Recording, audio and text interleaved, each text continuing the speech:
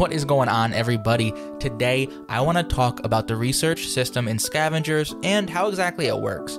Now, this is something that confused me quite a bit when I first started playing in the playtests, and I've seen a few newcomers online saying the same things. So I figured I'd take a shot at explaining it to you and maybe making it a little bit easier. I'm going to cover how exactly it works with that funny little battery icon called power, how to get more power, how materials are earned and made, and how to increase your research tier. Now, with that being said, let's get into it. Now, research in Scavengers is everything. This is how you get new items for your loadout and get access to stronger weapons and talents. When you load up Scavengers for the first time, the research tab is actually going to be locked, and you need to play one match to unlock it. But once that is out of the way, you can access the research tab and you will see something that looks like this screen here. On the bottom left, there are all the categories that you can craft items from. What you're going to want to do first is click into the items tab and craft the thermal boost. This is one of the first items that you can craft, and it is extremely useful, so I'll use it as an example in the video here.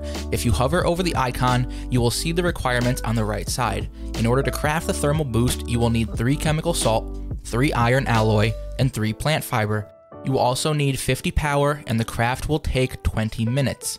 If you have everything that you need, you can go ahead and start the craft, and you will see it pop up in Research Station 1.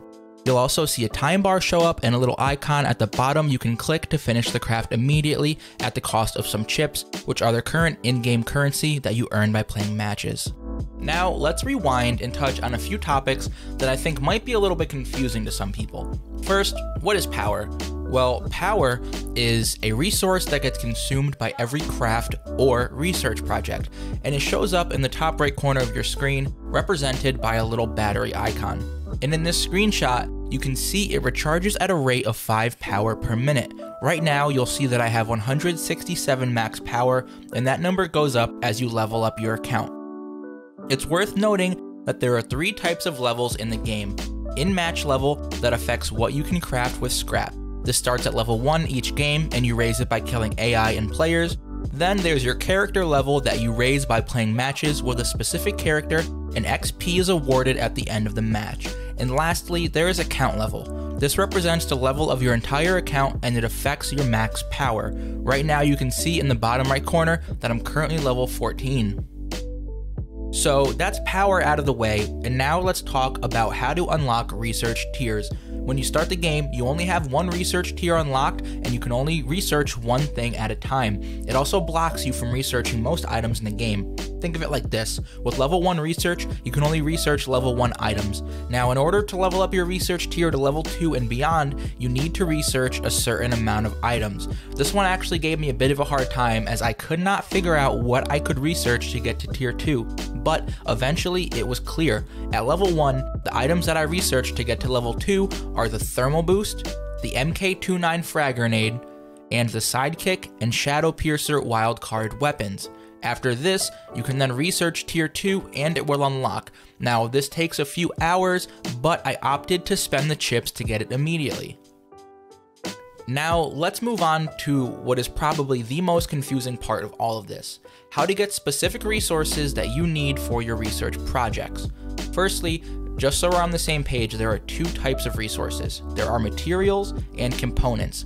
Materials are what I consider to be the lesser of the 2, as these are more easily acquired and can also be used to make components, while components are a bit harder to come by and are needed for bigger research projects. Now, to get materials and components, you need to open salvage packs that you find in-match and successfully extract with. However, you can also get them by leveling up your explorers.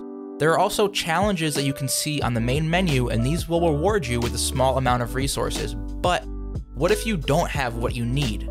Well, you can break down what you don't need into what's called nanites. This is essentially the currency of resources. As an example, I will take you through the whole cycle with the end goal of crafting one component, woven fabric. You can see here that one woven fabric takes 2 plant fibers to make, and I currently have none. So let's go and see what I need to craft 2 plant fibers. Here, we can see that 1 plant fiber costs 100 nanites and 10 power to make. Since I need 2, I will need to double that, making it 200 nanites and 20 power.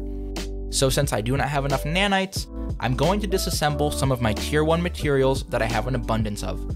It's worth mentioning, the higher the tier of material or component, the more nanites you get for disassembling. Now that I've disassembled some stuff that I do not need, and now have enough to make 2 plant fibers, I'll go ahead and start the research on that, and you will notice that it finishes instantly. What I can do now is head over to the components section with my newly crafted plant fiber and make myself 1 woven fabric. Now, keep in mind that some components are a bit more complicated, requiring more than 1 type of material, but the idea is the same. Disassemble what you do not need, whether it be materials or components, into nanites, and use it to craft what you do need. Alright everybody, that is all that I had for you today. Hopefully I was able to make it a little bit easier, a little bit less confusing. Hopefully you guys learned something. Go ahead and subscribe if you enjoyed the video. I promise you there will be plenty more Scavengers videos on the way. And if you want to catch me on Twitch, guys, you know where to do it. It's right there. Till next time.